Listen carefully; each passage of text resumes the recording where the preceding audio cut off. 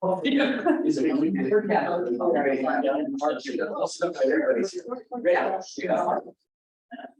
Oh, is meeting order? And this place? Ann, here, Artis, here, Don, Here. Mike, Here. Pam, Here. Rod, Present. Roger. Yeah, here.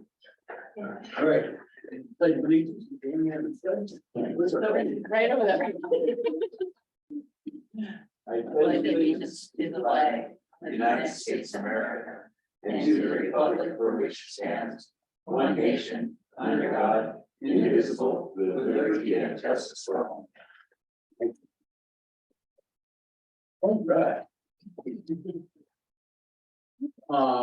need a motion to approve the agenda, today's agenda. I'll second that. Okay, motion's been made and seconded to approve the agenda. All in favor, signify by saying aye. Aye.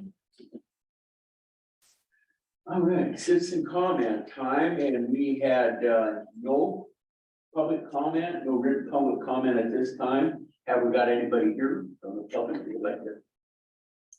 Seeing none. We'll move on to approving the minutes from June 15th. I move to approve the minutes as presented. I'll second the motion. Motion's been made and seconded to approve the minutes. I guess we can just do that with a voice vote. I think. Yeah. All in favor, signify by saying aye. Aye. Minutes are approved. Moving to departmental reports. Animal shelters, first up.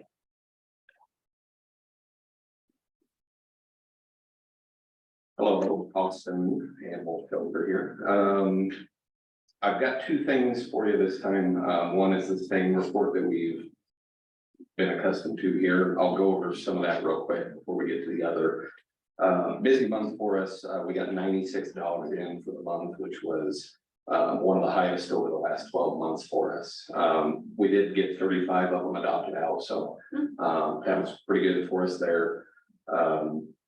Ended up with 38 for the end of the month that we had in-house. So those numbers have gone up significantly for us this month. But the good news is over the last, I think, 3 days that we've been open, we pushed out 22 animals. So been a busy week for us. So cats, we got 61 cats in, which was quite a few, a lot more than normal. We had a hoarding case where we got like 22 cats in from one person, mostly kittens.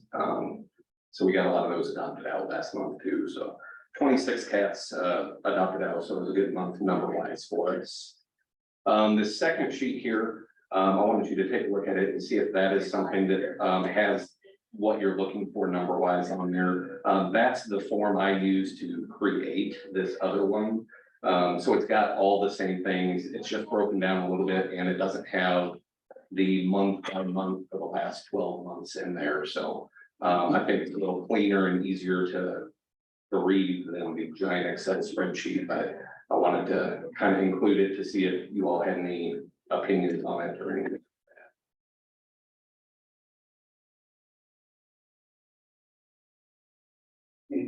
I like seeing, puppies and kittens. I mean, that's just an interesting thing to look at on there. And I just wanted to verify that the seized custody, is that from the animal Yes. warden? Yes, one of our 4 for the county or the one in Cal.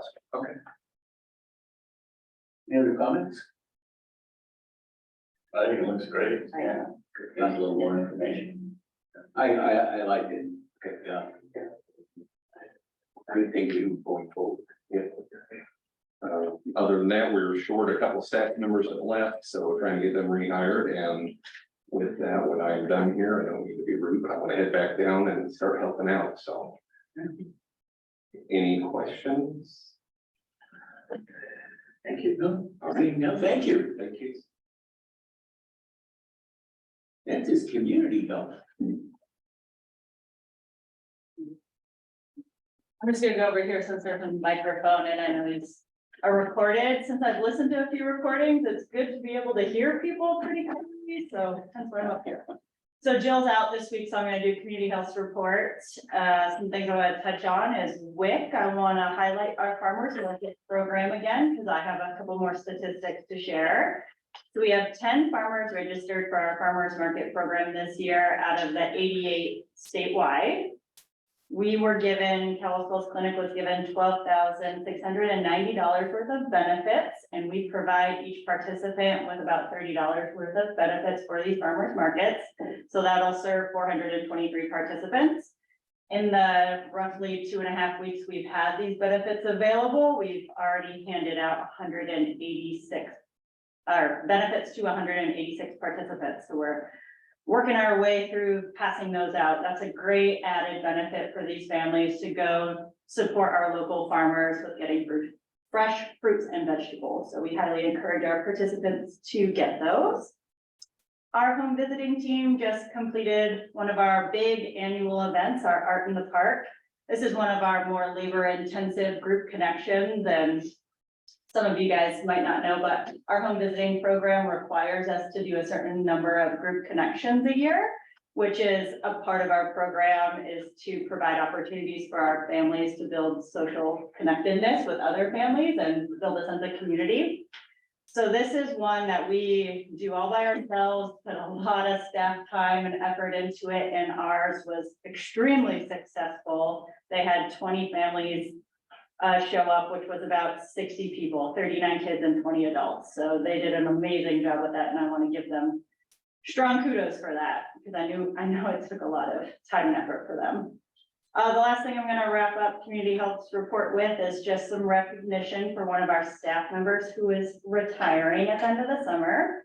Julia Myers has been a nurse with the county for 23 years, which is a significant accomplishment, a long time in today's day and age of workforce.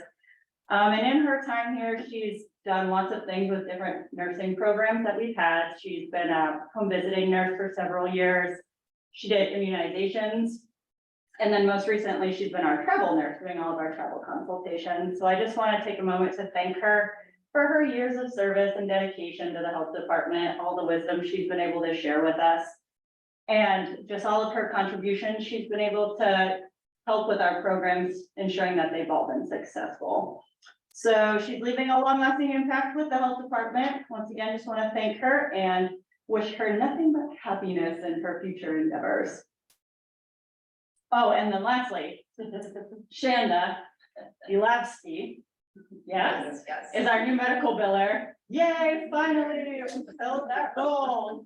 You can totally introduce yourself if you would like to. If not, wave and smile. And that's a position we've had a really long time filling. So glad she is here with us, and this is her first week. Right? Yeah. You guys have any community health questions? If not, I'll let her introduce herself if she would like to. Yeah.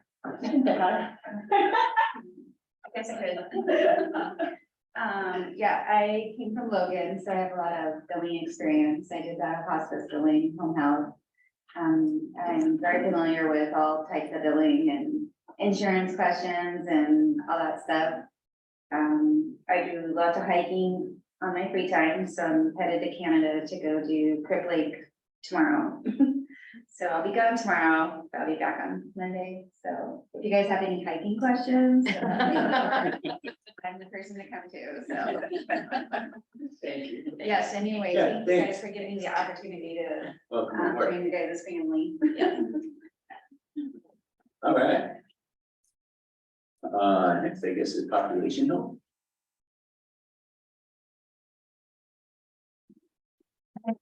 Good afternoon. Starting off with pupil disease, some of you might have seen that we did push out a press release this week announcing our first positive or rabid bat for the season, and just including some additional rabies prevention information on that press release as well. So obviously that's generated quite a few phone calls. Our office has been pretty busy with questions and folks having some concerns with bats and things like that. So John Griffin, our pupil disease nurse, has been very busy responding to those phone calls and has been doing a phenomenal job of keeping on top with that, in addition to his other duties that he has with responding to dog bites, cat bites, which also increase this time of the year as well. So a big kudos to Johnner for taking on all that. On the communicable disease report, we did have elevated lead last month. This individual was an adult and did have some hobbies that put them at higher risk for lead exposure. So, and then lastly, on the communicable disease report, going on to the next page, or yes, yeah, the weekly report. If you go back, the next, sorry, page number 3. That report, there we go. So this is a report that we're excited that we have finally gotten taken care of. This is something that we wanted to do for quite some time. So our plan with this, we just kickstarted it last week. We'll be posting this report on our website under the population health communicable disease section of the website, usually every Tuesday or Wednesday. And it'll detail the communicable disease activities and data that we received the week prior. And then obviously on the bottom of that, we'll include some informational topics. It might be communicable disease related information. It might be other services that we have at the health department, sort of examples like birth seat safety, breast and cervical health. So we just felt it would be really beneficial for the public to just see what we have going on in the Valley week to week. So our team put this together and excited to push it out there. So be looking forward if we receive any questions from the public as to what we have going around in the Valley, this is a good place to point them to. And then lastly, on the other side of population health, with the chronic disease and injury prevention side, I do want to let you guys know that she's not here today. She's on vacation, but Maria Freeman, who started out at the health department as a health promotion specialist within our tobacco prevention program, and then evolved into our epidemiologist. She now took on the position as the population health supervisor, directly overseeing the chronic disease and injury prevention activities of the health department. So she's such a phenomenal employee, individual, a phenomenal leader. So I'm excited to have her in that position. I think the rest of the department is excited as well. So, is there any questions on the population health report? Yeah. Yeah. When the lead poisoning, what was the hobby? Do you know? It was various, yes. So, similar to a lot of our other shooting ranges and things like that, mechanics. Was the patient symptomatic or? No, I think it was just purely an exam. Okay. Yeah. The second is, I'm just curious on the, STDs like chlamydia. Do those tend to be repeat offenders or like are 9% different, over a course of a year? That's a good question.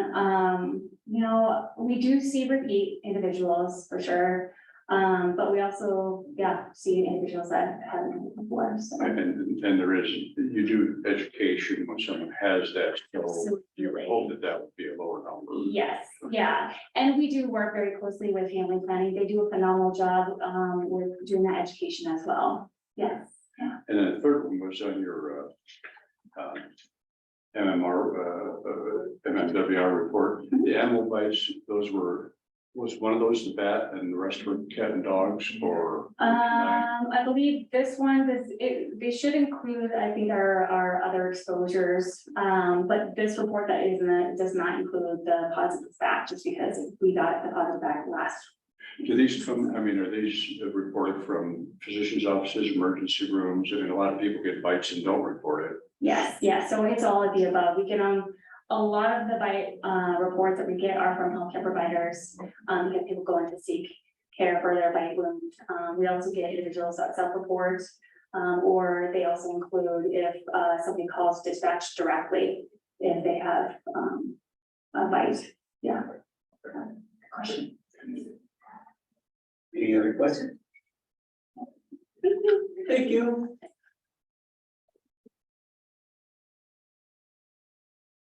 And good plan.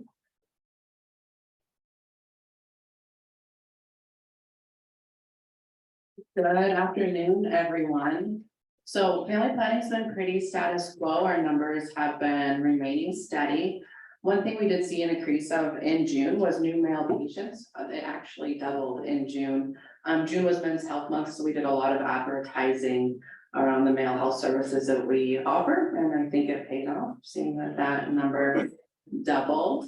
Another thing to highlight is that one of our providers did some training, went to a training for hepatitis C test or hepatitis C treatment. So within our harm reduction program, we do a lot of rapid hepatitis C testing, and then we end up referring out. We really want to keep those patients within our clinic and be able to make sure that referral, that warm handoff is actually happening, they're making that connection with the provider. So one of our providers received training, and now if we do have positives within our harm reduction program or with our clinic, we can refer them straight to our provider and do that warm handoff and make sure they're taken care of. So that's something that we started this month. We've had a few individuals make that connection with our provider, Chris Frank. Other than that, things are pretty normal, but if you guys have questions, I'd be happy to answer them. Any questions from the board? Okay, thank you. Yeah, thank you. Next up, environmental health.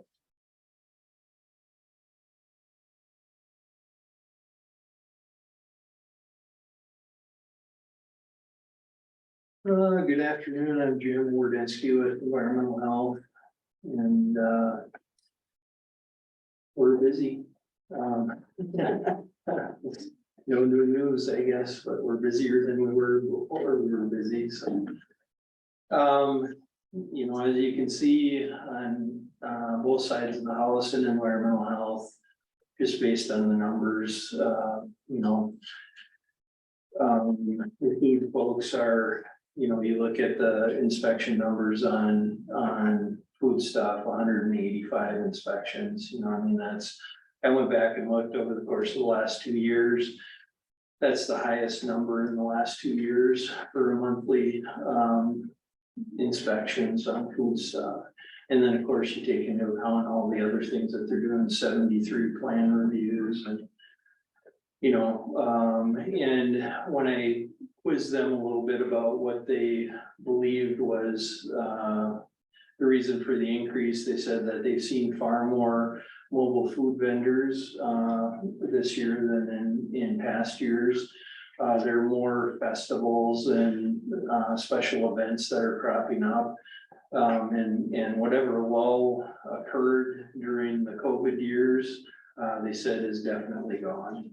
You know, there's a lot of social activity that's going on, so they attributed a lot of that to the increase in numbers to that. So. And then on the land side of things, again, you know, we're super busy, and the complexity of the stuff that we're dealing with is just getting worse. You know, we had, I know the last meeting I told you that we should be anticipating a couple of variances coming your way. We brought those to the environmental health subcommittee last week.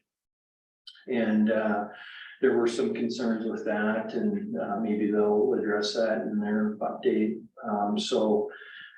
Subsequently, they were kicked back to the engineers to try and resolve those issues. So that's why they're not here in front of you today. Obviously Brock's not here, but one of the things that I wanted to mention is from the mosquito standpoint, things are slowing down. So from a resource management consideration, Dave Nixon, who was the second mosquito control technician there, when that happens, at that point in the year, we start utilizing Dave in our operations. So he'll be going out and doing septic finals, and then also helping with the air quality monitoring stuff, you know, just to try and help with the overall workload. One other significant number that I guess I would like to mention in reference to the septic and land side of what we do. I mentioned before that we instituted this land research request process before somebody is able to apply for a septic application. We started that in the middle of April. And I think that it's helped that process. We're seeing a lot fewer issues as applications go forward. To give you an idea though, where we're at, I have a dry erase board in the office that I track as I assign those to staff members. We wiped it clean because it was full, documented all, wiped it clean. June 23rd, I started over, and today I counted and we're over 140 land application, land research requests, which are all in relation to the septic applications in less than a week. Considering we have 2 full-time sanitarians that are dealing with that stuff, 2 that are in training, and then Wendy, of course, is dealing with the subdivision stuff. So then I went back and looked because we had a complaint that came to our office about how long it's taking to process these things. So I wanted to know, one of the most in-depth things that we do is a site evaluation for septic stuff. That person had submitted their application in May of this year, and there are 22 people ahead of them in that process. Usually, we're able to get to somewhere between 1 and 3 site evaluations a week.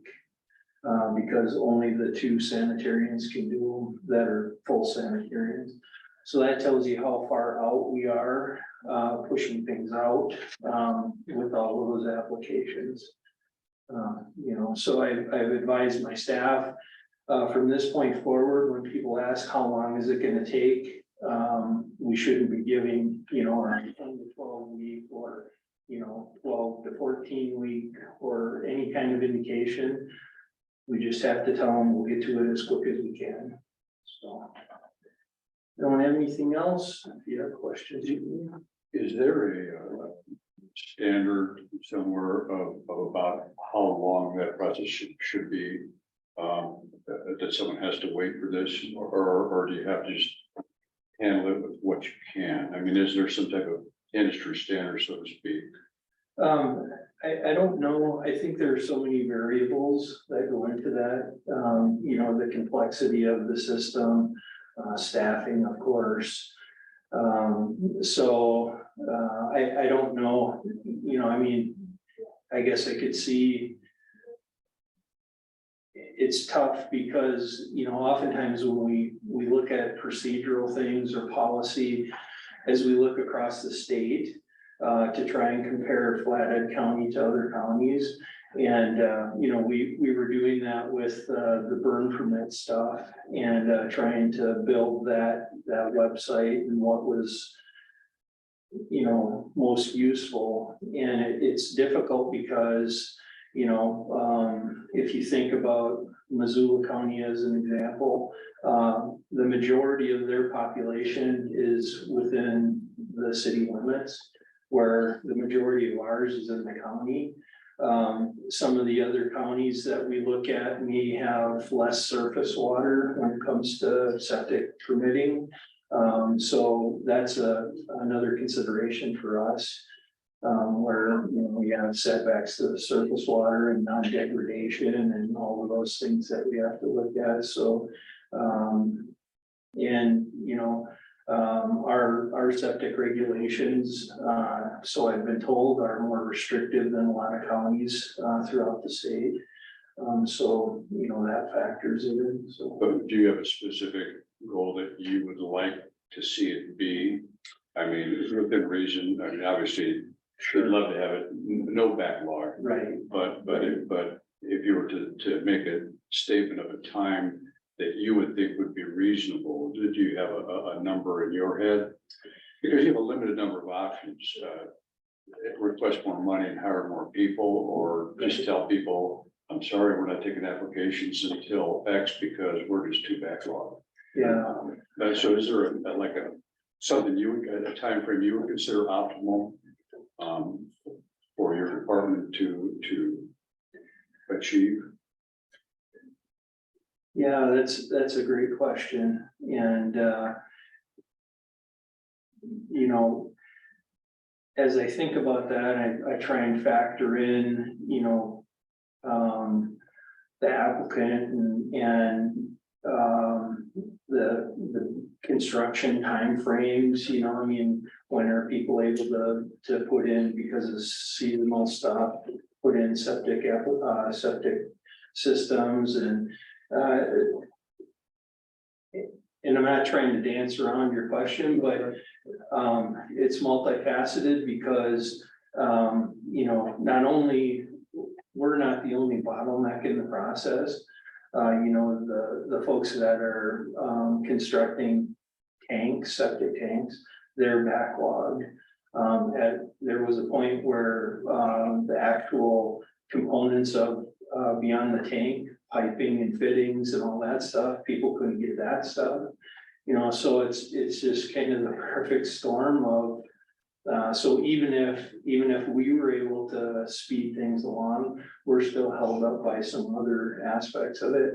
You know, if it's an engineered system, then we're subjected to, you know, how quickly they can get it turned around.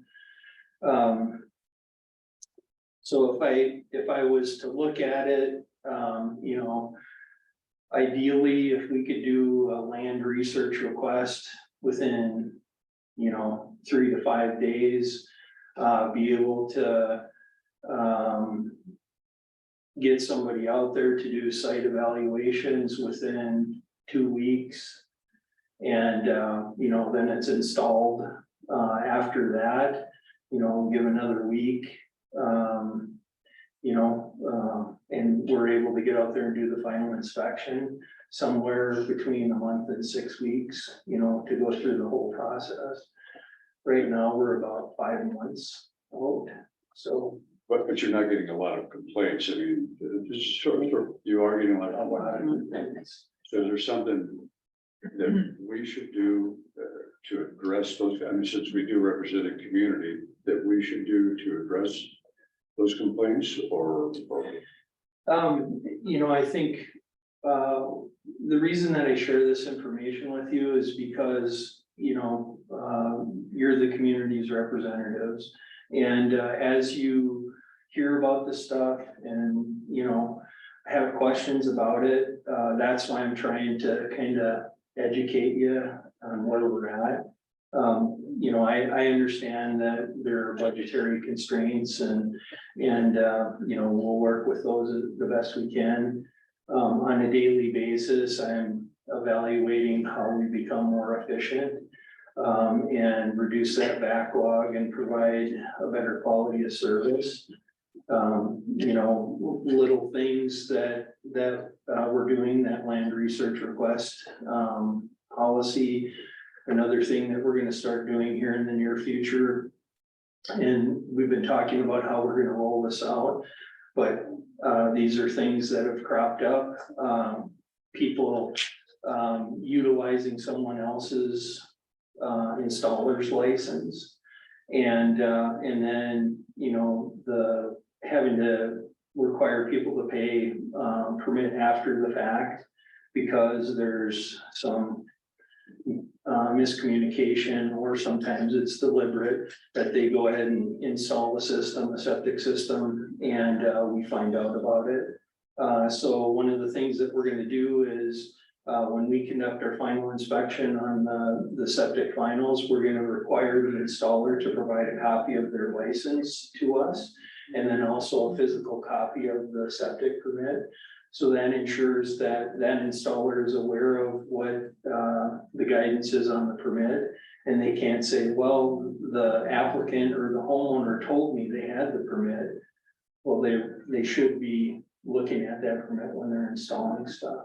So to try and minimize some of the issues that we're seeing. And I guess as a side note, I think in May, we had 5 or 6 permit after the facts for septic. In June, we had 5. And since we've really clamped down on that and started requiring that additional fee of $1,500, knock on wood, this month we've had 0 You know, and of course, when we started that, there were a number of installers that were very unhappy because in the past where things had been left, you know, slide a little bit or take an easier approach on it from a regulatory standpoint. We're not doing that now because it creates additional problems for us to deal with on the back end. So hopefully, you know, as we educate and hold people accountable, some of those things that we can control, help reduce that backlog and increase the efficiency of the way we do business. Yeah, please don't take my questions in the wrong way. You do an outstanding job. Not at all. I just wonder if there's anything more that we should be doing as a board to help that out, so. Yeah, I guess, you know, what I would ask is if people have concerns or complaints or suggestions or whatever, please funnel them to us. And, you know, again, I'll, you know, I don't want to get too deep in the weeds with stuff. But I do want you to know that we're not just being cavalier about it, you know, that we're taking it seriously and, you know, I mean, it's frustrating to our staff, you know, to be overwhelmed continually. And, so, you know, we're doing our best to make sure that, you know, they're taking care of themselves because retention is huge. You know, you can't replace, the experience that they've gained, you know, every year that they're here. It's just hugely beneficial, so. God, Yes, thank you. You've asked a lot of questions that I was going to ask, but what I would like to see is you just be more assertive and say, if you need more personnel, ask for more personnel. If we're at a critical mass, there are a couple of things I appreciate your efficiency and looking at how you can optimize all of this. That's always number one. But the second thing is we're here to serve. We're here to serve the people. And if we're not doing that adequately, then you need to, you know, make that known so we can make the request. And if budgets have to be shifted, then it goes to somebody else to make that decision. But I don't think it's ever good to have staff overworked. I don't think it's good to have the community upset with their perception of, you know, their contact with the government. And then thirdly, I look at it from a judiciary thing. You know, once those things are set up and the houses are built and we've got a tax base and that's how this whole thing keeps working. So I would take a look. If you need extra manpower, make the request. And So let's in take it up to Jim's the defense, I don't mean to interrupt, but Jim's defense, he has asked. We are waiting for to see what the tax dollars are in August. So we've worked with finance, talked to the commissioners a little bit about what we could do. Keelani has done a great job of trying to move people around to try to get them paid for out of grants that they're working in and things like that to try to free up the general funds. So he has requested. Okay. It's just, And thanks, and if I came across, I wasn't attacking. No. No, is necessary, but it's nice to know that, but if we need to, whatever we can do to help grease the wheels on that, you know, if we need to shout louder. and it's not Pam, you have to shout. No, I know, we'll shout to It's everybody. the money. Yeah, There's and only a that, believe finite me, amount. we deal with that everywhere. Yeah. You know, private and everything, so I definitely understand the money, but I think we're at that critical juncture here from what, you know, this isn't just this month, we hear this consistently. You know, I look at these reports and it's like serving, you know, getting 50% out of the way. And I understand how overworked you are. I get it every month with the reports, but I just wish that we could magically make more money up here. And I know you guys are doing a great job, you know, shuffling people around. We're doing, and Kirk's probably turning gray because of us. Or qualified people. Exactly. And You we guys still gotta have advertised qualified the last time we had finding people. And the last thing we need to do is lose the people you have because they're overworked and mad, so we have to. that's also been a problem is we can't find sanitary. Right, we're having to hire good folks and train them to that point, so that's kind of a bottleneck too. It'd be great if you just go out and say we've gone to sanitarians and here they are.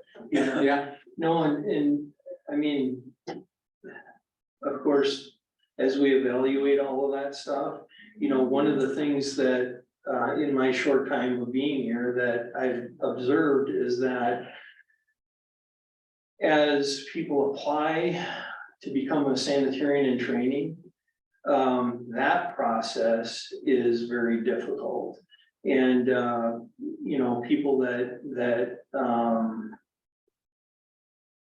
you would think based on their education, would qualify to become a sanitarian in training.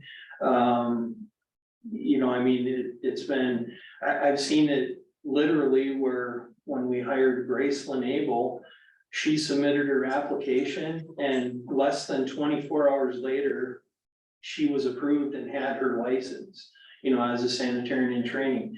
And then, you know, where, when Kevin applied, he had to apply 3 times. And it took well over a month before he heard back on his 3rd attempt. You know, so again, maybe, you know, on that level of things, we need, you know, to prompt some conversation with the Board of Sanitarians and say, you know, can we make this process or the qualifications more attainable, easily attainable? It's not that we're trying to lessen the quality of folks, you know, it's just that give us an opportunity to hire somebody and train somebody and get them, you know, up and running, rather than making it so restrictive that, you know, you can't find anybody to even apply, you know, so. Is there a fee to go through the process? To become a sanitarian? No, to get a septic permit. Yes, a whole host of fees. So the busier you are, the more money you should have. Why is it not self-perpetuating? Part of the issue is that when I talked about the complexity of what we're dealing with, you know, the fee structure is set up to where, if ideally things start and go through that process, you know, you're paying for your septic application or a site review or site evaluation. And the thought is that it should go through the first time and then you progress to the next level.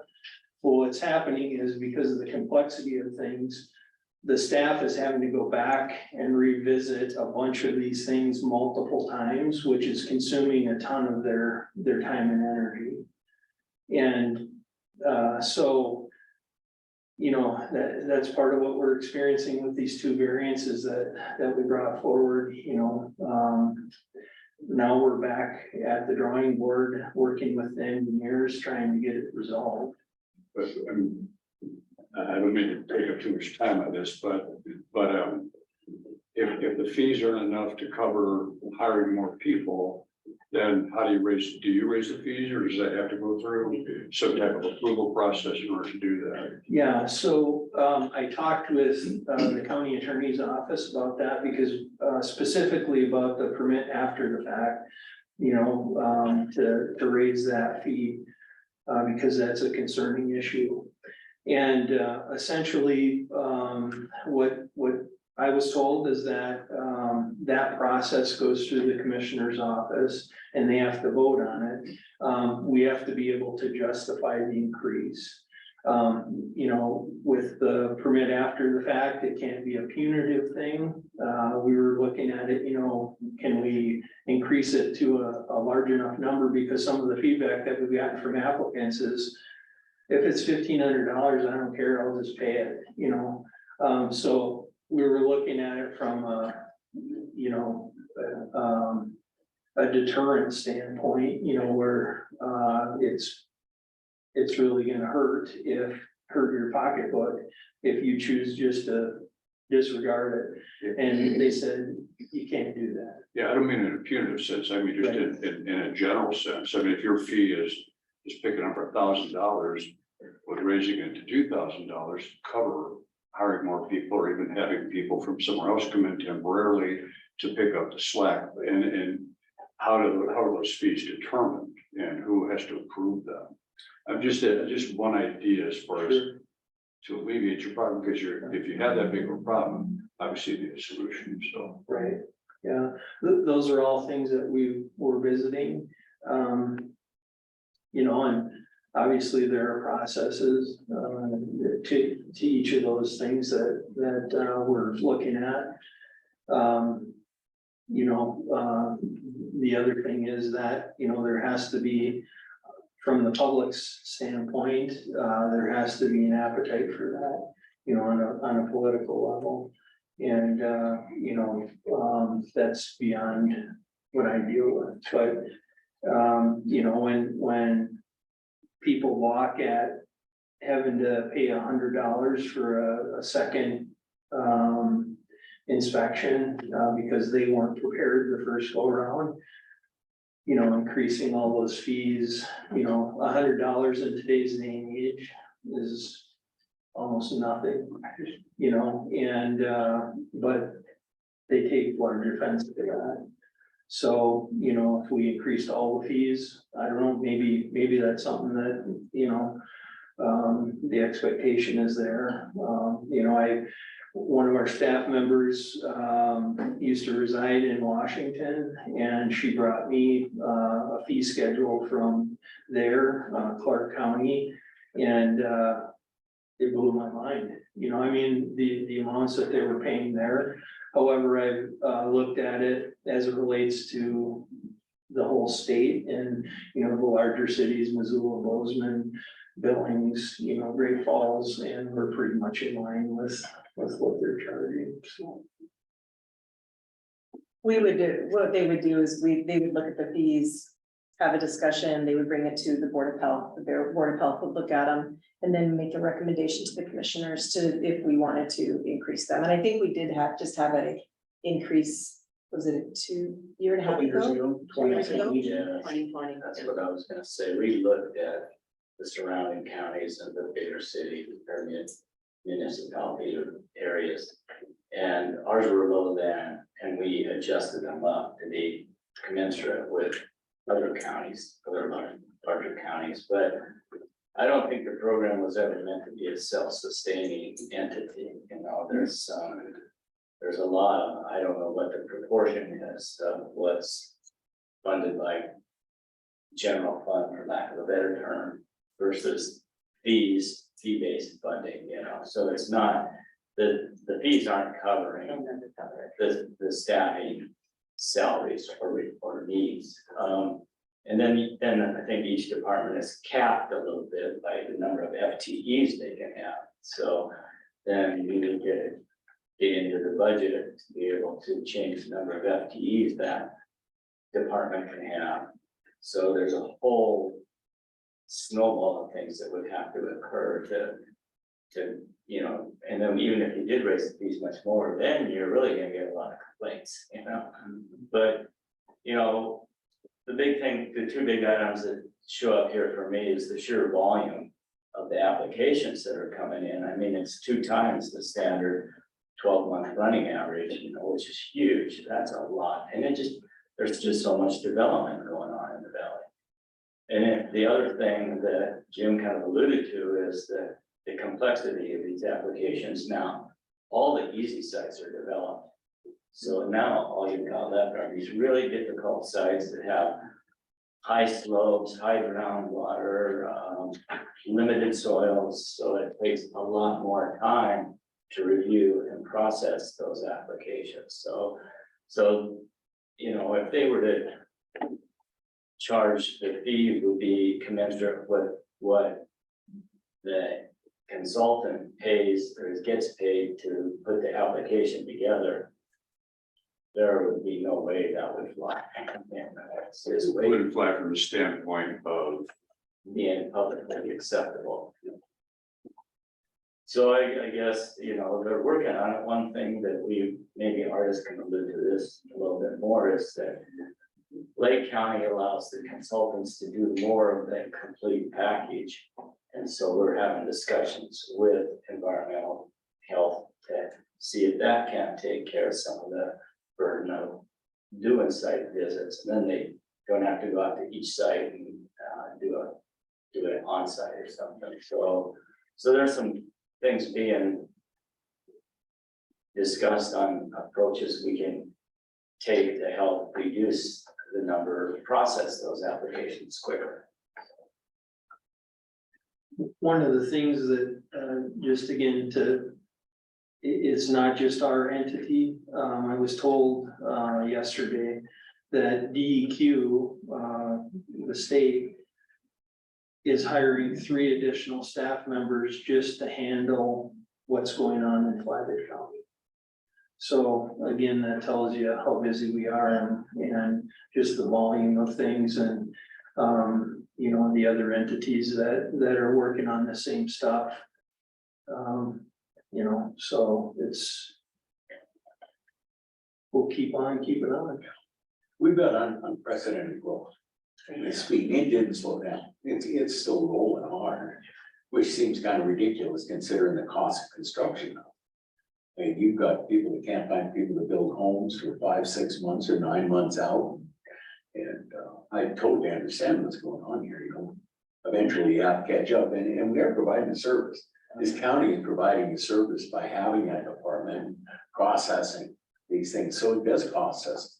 You know, we're not gonna get our money out of that. It's just like electric chip sealing roads. That's county, man, they go like crazy, but it's a cost. It's a cost of doing business. We subsidize a lot of different departments just because that's the service we provide. Yeah, absolutely. You know, it's also regulations have changed. And it gets complicated at all levels because you get into a project and all of a sudden something changes and now you gotta change it. And ours is you know, you guys deal with it all the time. And it used to be, we go to DEQ to develop the engineer, consultant, whatever, and you get one answer and then you get a different answer.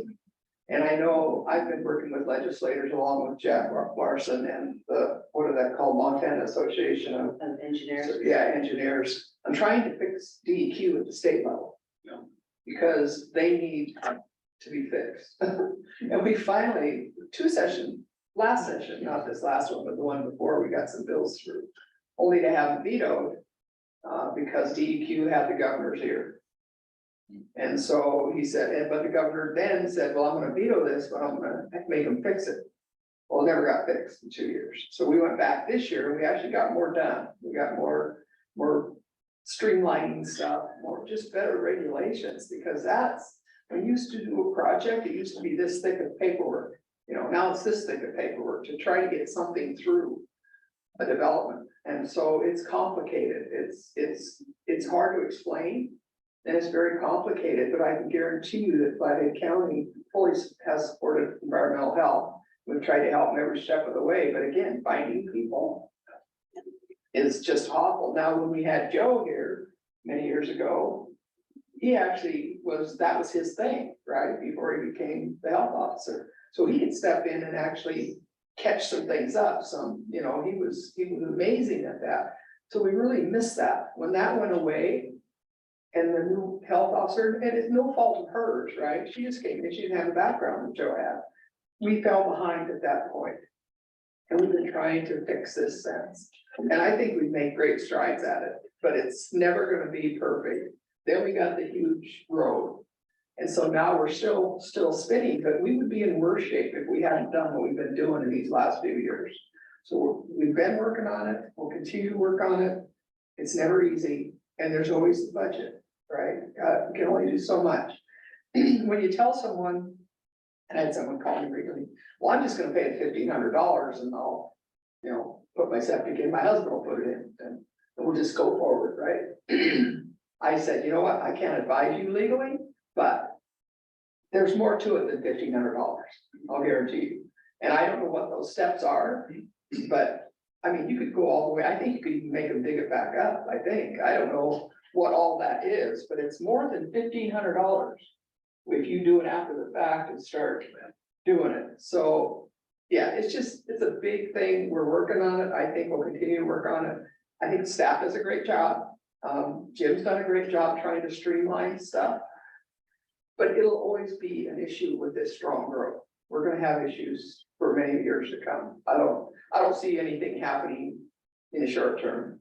But it still seems to me to boil down to the fact that you don't have the money to, part of it is that you have the money to do the things that you need to do to catch up with the. I don't think so. I don't think so. I think We it's have staffing, money. We haven't been able to find staff. If you had the money, you could have the staffing. but we can't ever We can't find find staff. sanitarians. So you have enough funds He to had hire funds- 3 more he had funds sanitarians, you still have to cover it, sanitarians, is what you're saying. But he has two sanitarians right now that are in Just training, Right. that can't do a lot of the things that a full sanitarian could do. And even if we were to get a sanitarian, say from Missoula County, they could come in here, they'd be a full sanitarian, but then they're gonna have to train them how we do things here. So there's still gonna be that training. So there's this leg time. And then we lost Crystal and she was, full up to par, but then we lost Crystal's knowledge when she left and then we brought in, Jake. Jake, but Graceland. Graceland, sorry. Brought in Graceland but she's gonna take a while to get to anywhere near where Crystal was at. So it's just this, we're playing this constant kind of catch-up game. Even if we were to be able to hire 3 people tomorrow, we're still looking at 6 months to a year before they would be able to Be out on their own. be out on their own. I guess the thing that I would say is,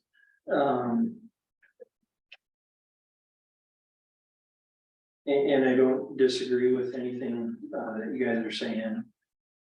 But the first step is to get the people and then trust me to get them up to speed and get them trained and all that stuff. If we're stagnated at the point of, we can't get people to fill those roles, then we'll never go any further.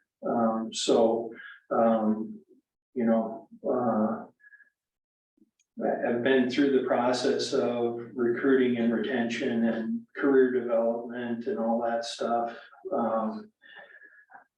And I think that I'm confident in our ability as a division, that we have a phenomenal work environment. Despite the fact that our workload is huge. We're super supportive of each other. I think I offer very good leadership. And, all I would ask is, and again, I understand budgets, I get all that. But if you provide me the people, I'll make it happen. I'll make sure they get up to speed and we get them trained appropriately and utilize them to the best of our abilities. So, I just don't want to get stuck in that where, it seems so insurmountable because, of the very first step, so. I have one thing, going back to the beginning of your presentation about when they go out to do a final, the installer has to have a copy of the permit Yes, sir. and also a copy of his license. Right. Question, I've had one from Lake County for many, many years and also Flathead, but do you send out individual installer licenses, the Yes. small cards? Yep, when they renew their license annually, it's on the bottom of that.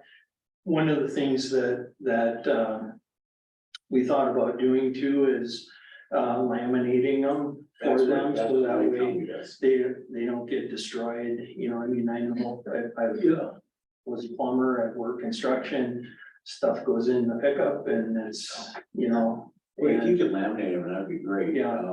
Because now they have to carry that with them.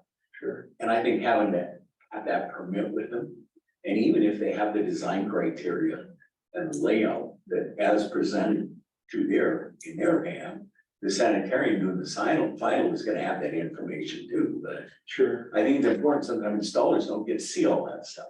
yeah, Somebody says, oh yeah, well, they designed it down into whatever glacier or flathead, this is what I did. That's just from my on the ground standpoint stuff, so I think you're doing great, it's just everybody's over. yeah, and We do everything we can as a board, obviously to support you sure, and so the commissioners, so. thank you, appreciate that, Yeah, thanks, Jim. Yeah. Yeah, keep up the good work. thank you. All right. Finance. Okay. Good afternoon. Roger, to your point, about 2/3 of environmental health is supported from fees. So the other third is from the general. Nice. Yeah. How much was that? 2/3 was supported from fees, and then the other third from the mill levy. Oh, yeah. And one of the things that's sort of holding it, I wouldn't say holding us up, but we'll be bumping up against probably the mill levy total. That's the reason in August, we'll be able to see a little bit more about where things are at, so. But the numbers in the documents and the financial reports are preliminary. We're going into the close, so we're gonna be closing out for the year. Numbers are here so far, what we have.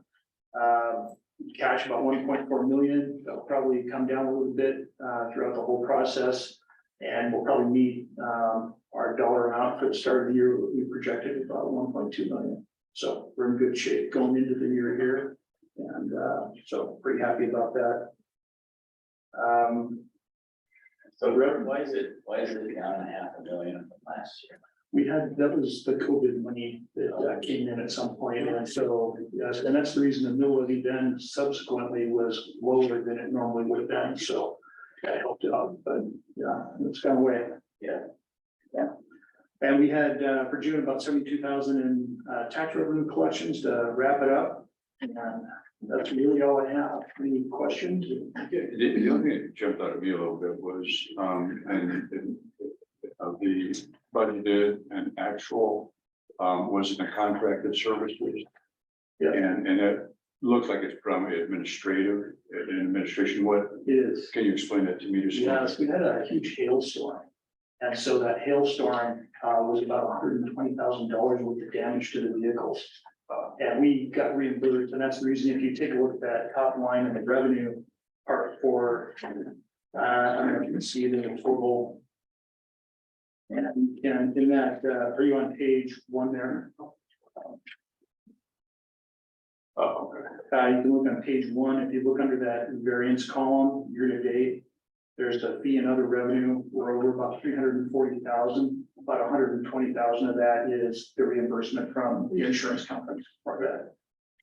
So, and that's the main reason we're over on that, okay, that element, so. Any other questions? I have. So it says that environmental health revenues are down 12% compared to previous years. Yeah. And we had more going on. I'm trying to figure that out. Yeah, we were too. And then expenses slightly over budget, which I know we're busy, Yeah.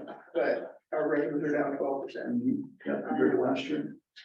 And I think talking with Jim, I think we were discussing a little bit, I think it's just the complexity of what goes on, but we did have more in revenues generated the previous year.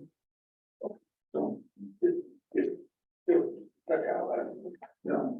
Well, not a whole lot. I think by the time, there's still some, we're missing some revenues, I think from food yet. That still haven't coming in. There's still some adjustments, like say this is preliminary, but Right. we'll still probably end up down just a little bit from the previous year. You know, I do have a question. sure. So now we don't have home health on on there, and so did we just write that all off? Is that what we did? Just curious. Exactly right. It's been closed down. and Okay. So, Okay, yeah, now it's all done and completed. So Was there a deficit? Yes, I am.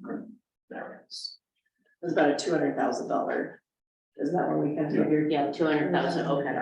I was just, because I know for the longest time we kind of carried it. Yeah. That was a fun meeting. It was. Any further questions? No? Thank you. Yes. Linda, again. Okay, so, I don't know if it was brought up at the last meeting or if I brought it up at the meeting before, the Community Health Center did, let us know that they are gonna be moving out at some point. They did not give us the date on that or anything, but they have purchased a new building and they're gonna be moving their services out. So that's another thing that we're having to potentially consider for our budget, because they do pay, about $200,000 in rent, to us. We're hoping to at least stay through June is a hope. So that we have that revenue that we've counted on for this remaining fiscal year, but we're not sure how long it'll take for them to move out. So, and we haven't really, I mean, we've kind of discussed what plans would be in place for the upstairs and everything, but nothing preliminary. We need to meet with Pete and the commissioners and see if there's other needs in the county of people that would maybe want to move in here and utilize those areas, but that is in the process. So I just want to make sure that you guys are all aware of that. Safety wise, Jim and Wendy and Austin have been working with trying to get our people feeling safer, working here. And so Jim did a walkthrough with Corey Clark with Kalispell Police Department, and they identified some things that we need to do.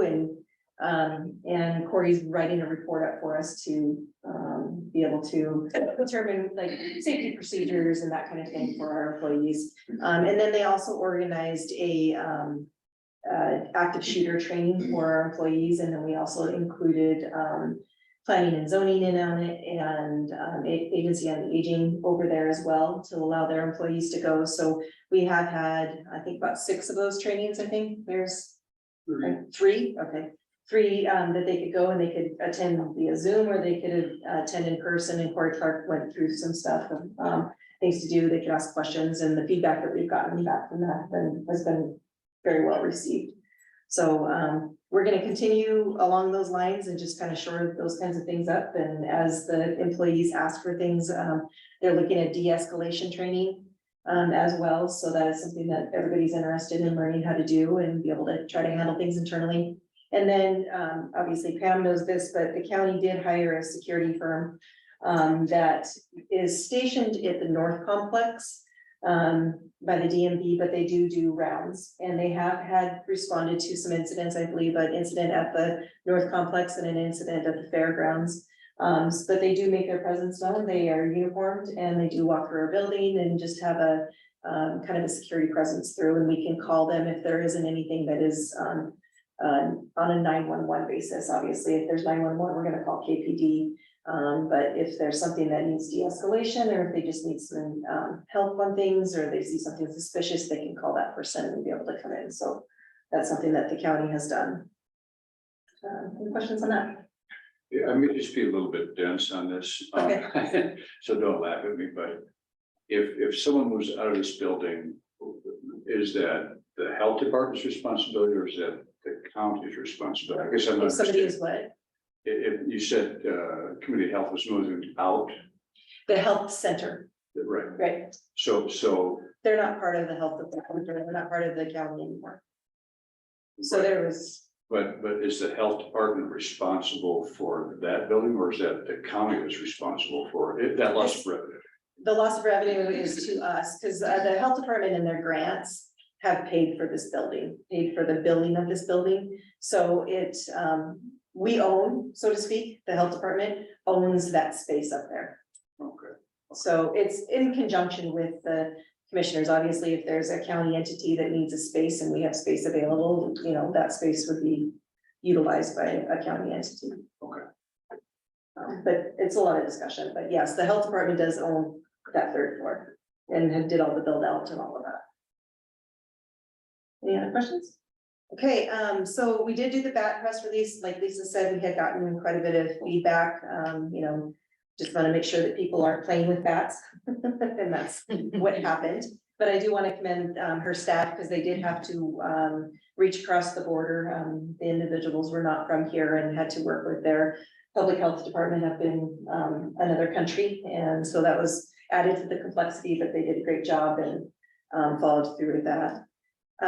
Fire season and smoke season is going to be potentially really bad this year. And so DPHS has pushed some information out. We will be in contact with the athletic directors coming in into this next month.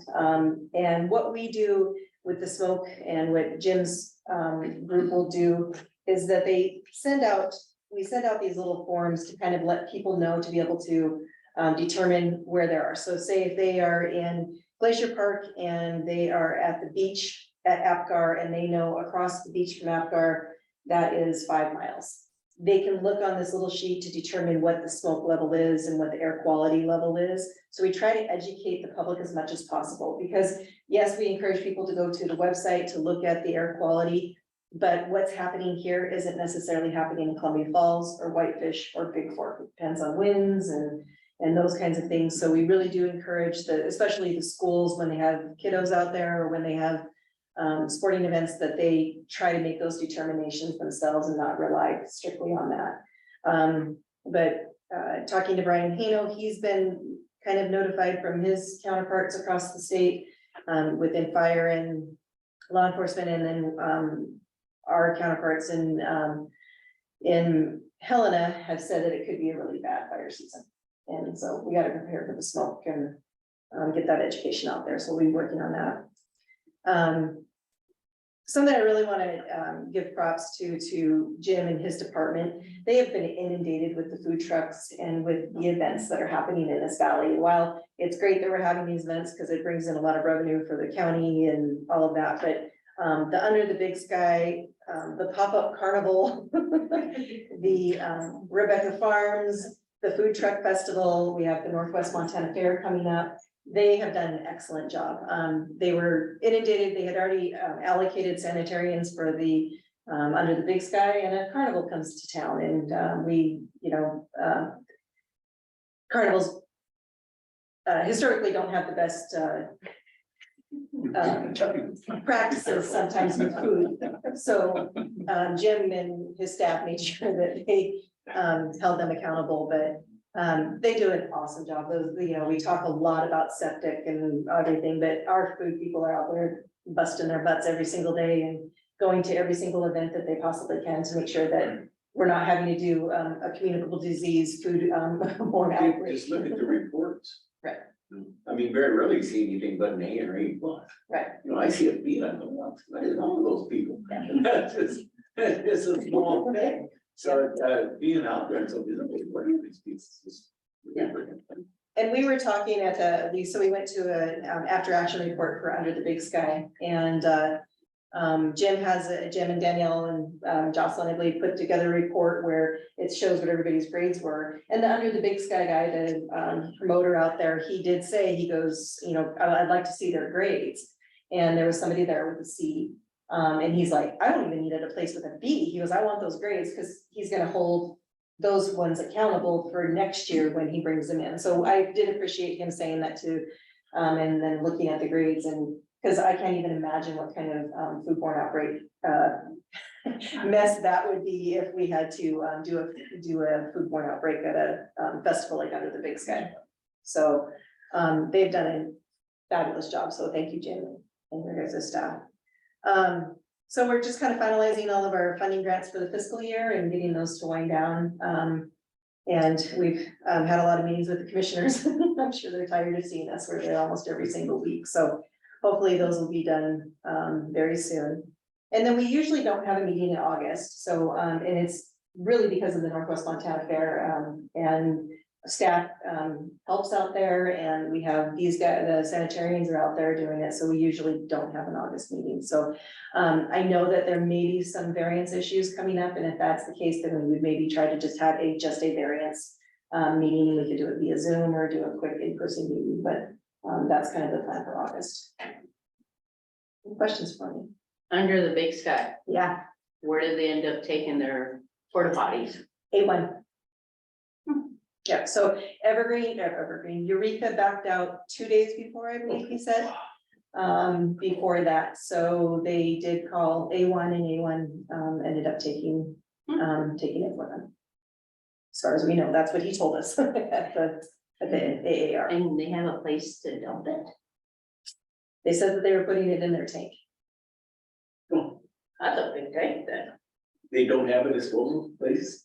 I guess they have a tank. It's under a building, so it's not within our jurisdiction. Oh, geez. Not within our. That's what we said. It's not in our That's purview, DEQ. that's That's DEQ. DEQ. Right, that's their place. So that's what they had indicated.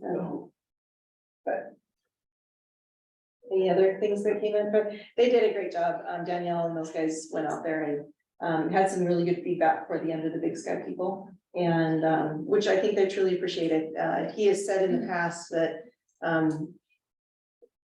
he feels that this group does one of the best jobs of holding them accountable, and they do Coachella And they have it all over the country, their little things they do, and paid a lot of compliments to our environmental health staff.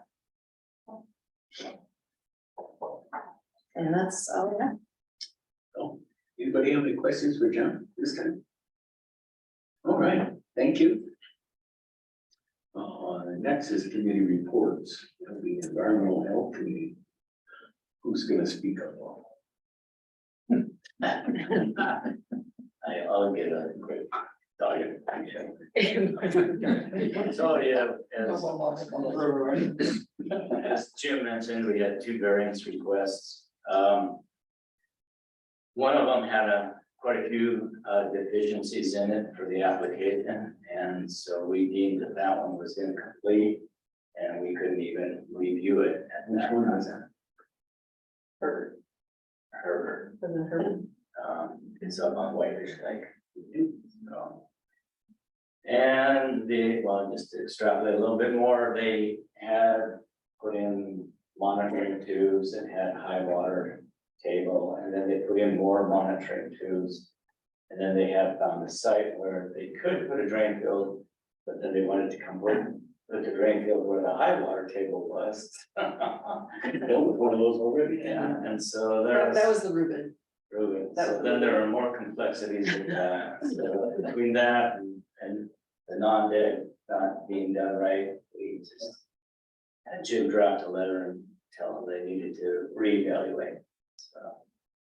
And the other one was an old one we've seen a couple times. It was in Martin City. It's a problem site, a very small lot. And it had a couple things that needed to be readdressed by the consultant. So we drafted a letter for them and asked them to resubmit it. So we may see them, we may not see them. All right. Earl, do you have anything to add to that, or? No. I apologize for not being. No. Okay, so next board member discussion, to start with, I'd like to have our newest member introduce herself to us all and give us a little bit of background maybe. My name's Ann Ingram, and my background is I'm a nurse practitioner, and I've been here for about 32 years, working at Logan Health, mostly in occupational and environmental medicine, and then over with orthopedics for about 16 years, and then back now in occupational medicine. Before that, I have let's see, a master's in nursing, a minor in public health. Oh, great, good, thank you for stepping up. Yes, you're welcome. But I haven't done public health per se in a while.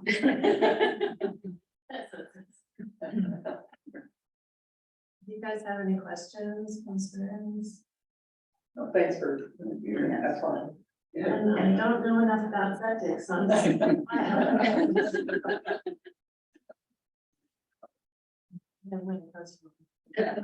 Thank you, welcome aboard. All right, now we can do a board member discussion. Anybody have any items for discussion? See you in September. See you in September, that's a good one. Right, I have a couple of things that I wanted to address. First, with the sanitarians, I was thinking we need like traveling nurses, we need traveling sanitarians. Maybe there's a business opportunity out there, if anyone's watching online and they want to start a business, that might be worthwhile. I did want to do a follow-up on the PHAB accreditation thing. We were going to try and have some, what grants are tied to that accreditation. And I didn't see anything in this month's report on that. That's something that was mentioned at the last meeting that they were gonna. When we looked into it, there are no direct grants that come out of that. Okay, I think it was Jim that had asked for that and I just had missed it. Okay, so there are no direct things from it. And then the last thing I want to talk about is the proposed water rate. We're talking about rate increases. And I can tell you from the municipal end of things, anytime you have a rate increase, you'll have a packed room. So, I mean, I understand the need. And I just recently received my water rate increase notice. Anybody live in the city? Yeah. Okay, so I received it. And I'm happy to pay it because I understand how it works and how much effort staff goes in before they raise rates. Before rates are ever raised, a great deal of community review goes into that. But what stood out to me on this, report we got from the city, and it weighs in heavy on what we're looking at for the future of septic, okay? Because the city is tied to that septic solution, that we need a long-range solution for septic. I mean, there's just no question. The difference in cost increase when we, as the city of Kalispell was looking at their cost, the elevated towers, in 2019, they went from $6.4 million to $21 million in 2023. 242% increase. Existing storage tank rehabilitation went up from $4 million to $14 million, 255% increase. The replacement water source went from 1.8 million to 4.2 million, 137% increase. A water replacement system rehabilitation on 4th Avenue West, for example, 3rd and 4th Avenue, went from 939,000 to 2.6 million. In express 2019 to 2023. And I could go on. The point is, the longer we put this off, this is going to cost the citizens, the taxpayers of this county a tremendous amount. And I know that we've had public opposition. Before all said and done, if we don't get something done sooner rather than later, it's number one, gonna cost more, or it's gonna end up being like an eminent domain because it will be forced on people. So that's just a heads up. Things are escalating at a tremendous rate when we look at big projects. So time is of the essence. And that's all I have. Thank you. Anyone covered?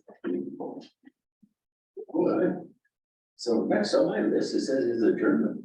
Yeah, and so we have a motion. So moved. Second. This is made in second, adjourn, all in favor? I. Aye.